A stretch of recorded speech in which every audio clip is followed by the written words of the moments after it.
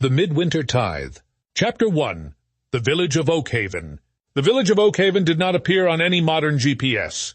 Tucked into a jagged fold of the Black Forest, it was a place where time didn't just move slowly. It seemed to circle back on itself like a starving wolf. Elias, a disgraced folklore professor, had arrived on December 21st, the day of the solstice. He wasn't there for the scenery.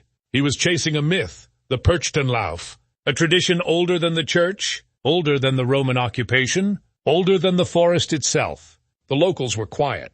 They didn't wear the bright reds or tinsel of the hallmark Christmas. Their decorations were made of bone, dried rowan berries, and twisted iron. Over every doorway hung a winter eye. To catch the gaze of the wanderer, the innkeeper, a man named Klaus, had whispered. Chapter 2. The Longest Night. As the sun dipped below the frozen horizon on Christmas Eve, a heavy, unnatural silence fell over Oakhaven. There were no carols, no bells. Even the wind seemed to hold its breath. Elias sat in his room at the inn, his recorder and journals spread across the desk. At exactly midnight he heard it, a low, rhythmic thumping. It sounded like a heartbeat, but it was coming from the earth itself. Thump, thump, thump. He looked out the window. The villagers were emerging from their homes. They weren't dressed in coats. They were draped in heavy, unwashed animal skins, goat, bear, and stag. They wore masks carved from dark oak, faces twisted into expressions of agonized screaming or predatory hunger. This was the wild hunt. But it wasn't a parade. It was a mobilization. Elias followed them into the woods, his breath hitching in the sub-zero air.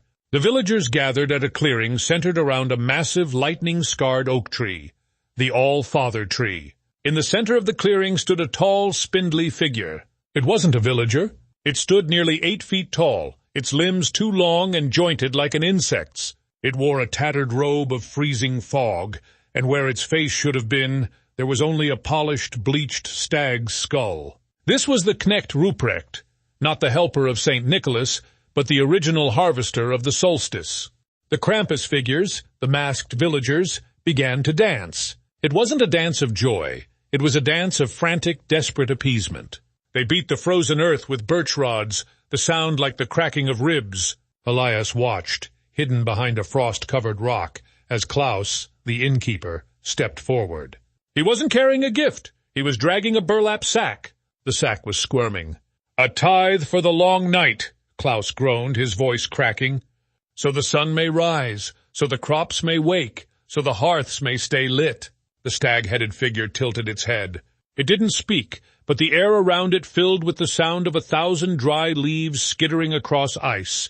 It reached out a long gray hand and touched the sack. In that moment, Elias realized the dark history he had studied wasn't a metaphor. The ancient world was a transaction. You didn't get goodwill for free. You bought the spring with blood. Elias's foot slipped on a patch of black ice. The sound was microscopic, a tiny snap of a twig, but in the absolute silence of the clearing, it sounded like a gunshot. The stag had turned. The empty eye sockets of the skull fixed on the rock where Elias hid. The dancing stopped. 100 masked villagers turned in unison. The winter eyes they wore around their necks seemed to pulse with a dull obsidian light. "The outsider," Klaus whispered, his voice stripped of the warmth he had shown at the inn. "He has seen the face of the year." Chapter 6. The Flight. Elias ran. He didn't run like a man, he ran like a panicked animal. The forest transformed. The trees seemed to lean in, their frozen branches clawing at his face. Behind him, he heard the clatter-clack of the stag skull's teeth, and the heavy, rhythmic pounding of the villagers' boots. They weren't shouting Merry Christmas. They were howling, a sound that was half wolf, half wind. He reached the edge of the village, but the houses were different. The doors were gone. The winter eyes over the thresholds were now wide open, staring at him. He realized with a jolt of horror that the village wasn't a refuge. It was a trap. The entire town was a ritual circle, and he was the extra ingredient they hadn't known they needed. Chapter 7. The Red Snow. Elias reached his room and fumbled for his keys. He burst inside and slammed the door, shoving the heavy oak dresser against it. He waited. 1 minute, 5, 10. The scratching started. Not at the door, but at the window. He turned.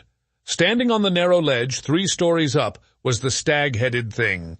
Its long gray fingers were tapping rhythmically on the glass. tap, tap, tap. It leaned its skull against the pane. Elias saw, with a scream that died in his throat, that inside the empty sockets of the skull there were eyes, ancient, milky white eyes. "Gnosis!" the thing hissed, the word vibrating inside Elias's skull like the Gnostic stories of the Demiurge. "You wanted the secret. Now, you are the secret." Chapter 8. Epilogue. On Christmas morning the sun rose over Oakhaven. It was a beautiful, crisp day. The snow was blindingly white, except for a single patch near the All-Father tree that remained a dark, rusted red. Klaus the innkeeper opened the inn for breakfast. He looked refreshed, younger even. A guest, a traveler who had arrived late in the night, asked about the man who had been staying in the room upstairs. "The professor?" Klaus said with a gentle, hallmark-ready smile. "Oh, he left early. Said he found exactly what he was looking for. He left his journals behind as a gift to the village."